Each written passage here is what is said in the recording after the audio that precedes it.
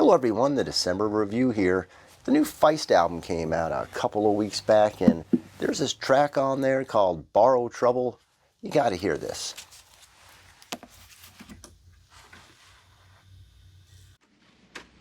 Tatra amistrobin hazarta. Tattir mano mansizon hazan sobar. Saman la robza. Dar his hiker dans de rodza. Gandar.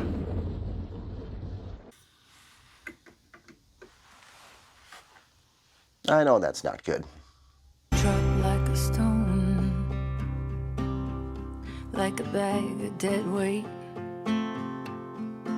So good at picturing the life that I was gonna be left out of, rather than the one I'd made. So Evil Dead is back with its 5th film in the franchise, Evil Dead Rise. Minor spoilers are ahead, but if you've seen the original 1981 Sam Raimi classic, then the roots of this one will be pretty easy to follow, as it's pretty much the same story, swapping out the remote cabin setting for an apartment complex. More specifically, an apartment and parking garage. For the cast, Lily Sullivan plays Beth, a guitar tech for a band who goes to visit her slightly estranged sister Ellie, played by Alyssa Sutherland, and her family. While there, a small earthquake happens which ends up unveiling a hidden section underneath the complex. Danny, played by Morgan Davies, decides to go looking around through the room and stumbles across a few record albums. Maybe the new Feist is in there. It's unconfirmed. And one odd-looking book. So he throws the items into his backpack thinking they have value which can help out the family. Well, a noble idea until he starts playing those records. They'll buckle up for a long night because it's a Deadite party and everyone is invited. For those who aren't too keen on the Evil Dead series, let me mention that in the horror movie world there's different levels of film. Right around here you have your standard slasher films. You know, your Halloweens, Friday the 13th.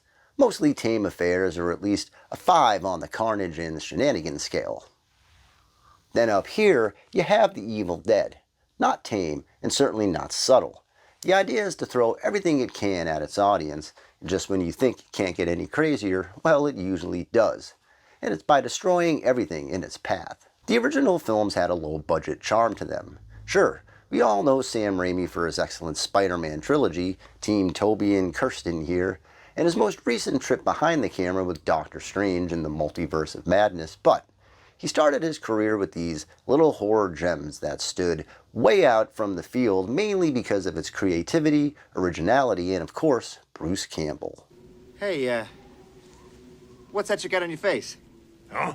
It's a testament to the series' loyal fan base that here we are, over 40 years removed from the first one, that Evil Dead Rise not only was created, but has managed to score box office gold as the highest grossing entry in the entire series. And it's easy to see why. Rise is the ultimate popcorn scare ride. Well, you might want to leave the popcorn alone during this one, using its gross out gags to full effect, and once the action kicks in, it's a non-stop tension-filled ride of last one standing. So those records get played while Ellie exits to go do some laundry. Unfortunately for her, those evil spirits are making a beeline right to her apartment. And when that elevator door that she's on opens, well, it's the wrong place at the wrong time. Now possessed, she makes her way back to the apartment while Beth and crew observe her, well, let's call it odd behavior. After what we will term the breaking in process, Beth assumes that Ellie has passed away. But they call them the undead for a reason, and it doesn't take long until the family is under attack. After one viewing of Rise, my expectations were probably a bit too high for me to grasp just what type of Evil Dead movie we were dealing with. I was initially unimpressed with its story, as its aesthetic didn't quite match the original film's tone, and it wasn't as flashy as the 2013 entry. Something felt off. There's some horror franchises that aren't easy to keep going. Look no further than the Texas Chainsaw Massacre series for reference. That original film set such a high standard that the past few decades of reboots and requels just can't or won't seem to find that winning formula, foregoing what helped make that film so unique and instead focusing in on what can be so carbon copied. While Evil Dead doesn't have that series' history of blatant cash grabs, 5 movies and 1 TV show since 1981 compared to the 9 films, it does have its original esteem. and with it, a whole host of ideas on what a new film could or should be. So while I thought there were some neat concepts, the movie didn't win me over. I happened to have some time before I started work on this video, and a lot of those cool ideas took over, allowing me to revisit the film in a new light, one that very much lines up much more favorably. And I found that conclusion by working backwards. One concept I absolutely enjoyed is the fact that the book used in this movie looks a bit different than the one you would expect, and that's because it's not the original Ash version. It's one of the 3 shown in Army of Darkness, coupled with the voiceover of Ash Williams we hear during that record playback, which turns out to be a time-displaced Ash, and all of a sudden this retelling of the Evil Dead story goes from soft reboot to impressive continuation, which makes the future of the series that much more interesting. The Deadites are alive and well in present day. There's now 3 main people who have made it till dawn in this series.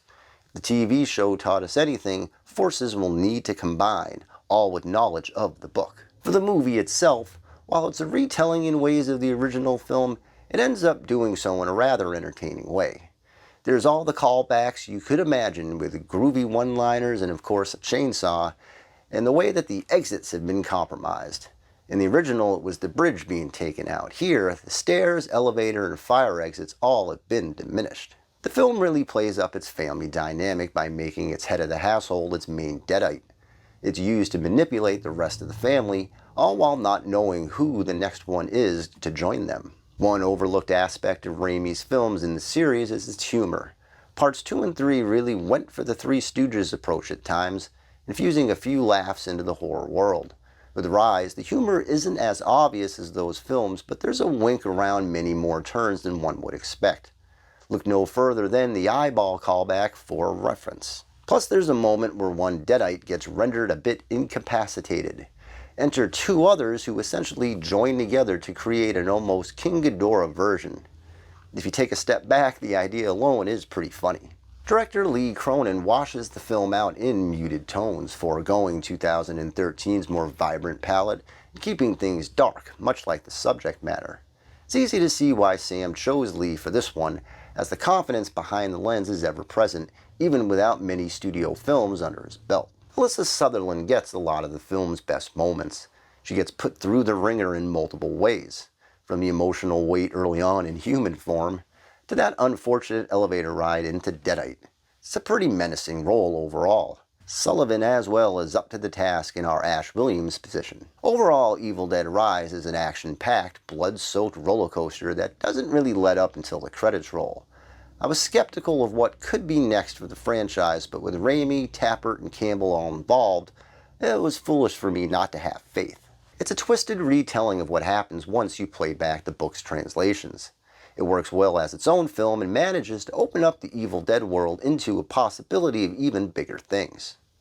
To that end, the next film is already a go, and Raimi and crew have announced that they are at work on an Evil Dead Bible of sorts, one that will be used as an outline for all future movies.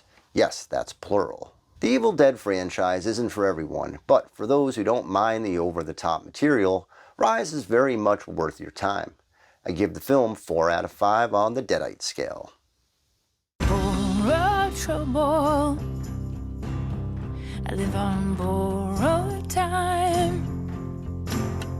It's a poor skill to get so good at